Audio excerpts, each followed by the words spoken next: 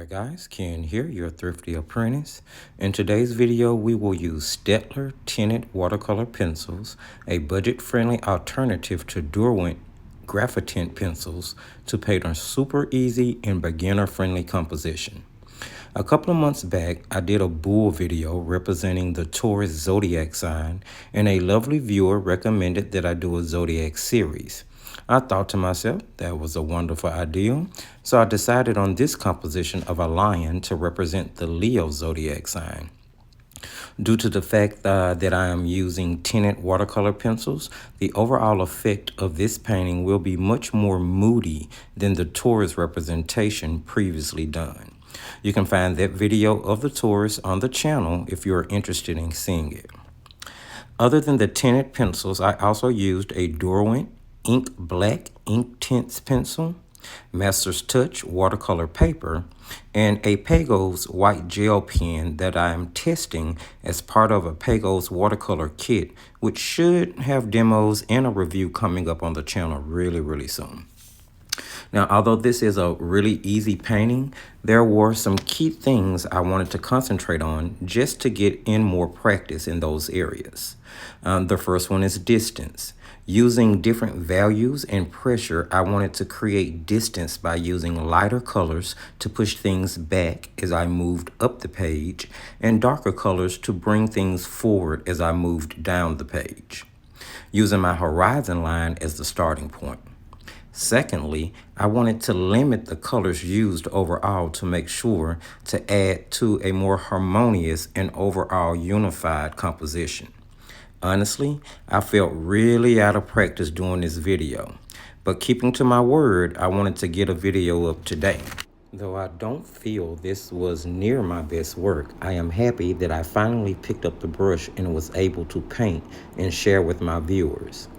As a matter of fact, this whole video was shot, edited, and posted today.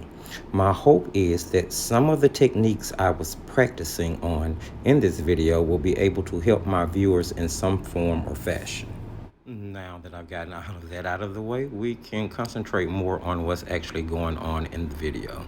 As you can see, I used very limited colors as mentioned before. I've already completed the sky, the water area, and here I am just blocking in the color on the mountains. Now, this is where I'm keeping the shading really light. I used really light pressure, and then with very little water on the brush, I used that to disperse that pigment over the mountains. Now, as I've told you guys in many other videos before, it is always my suggestion that you use a synthetic golden Taklon brush when you are tackling your watercolor pencils. That way you won't carry too much water in the brush, because that does have the tendency to sort of wash the color or the pigment away as you try to disperse or dispense that pigment with water. Here you are seeing that I'm also shading in the foreground mountains or rocks, if that's what you would call them, with that Derwent Ink Black Inktense pencil. That's simply because this was supposed to have a sunset feel to it, so anything that is closer to you in the foreground would be much darker and deeper in value, which is why I chose to go with using just black with doing the line itself. Guys, that's pretty much all I had to say in person as far as this video goes. You can see that I did use some of the pencils to make a sort of makeshift palette to paint from as I did the composition, and it was just to help carry over more pigment and more color into the composition. I also used some gouache paint, which I failed to mention in the very beginning, in order to try to put stars in the background, and when that didn't work out for me exactly the way I wanted it to, I switched over to the gel pen that I was talking about. Well guys, I'm gonna cut out at this point and let some music play for the rest of this video. Please don't forget, if you saw anything in this video that you liked at all, go ahead and give it a thumbs up. Don't forget to subscribe if you haven't. If you have, hit that notification bell so that you'll be notified when more content goes up on the channel.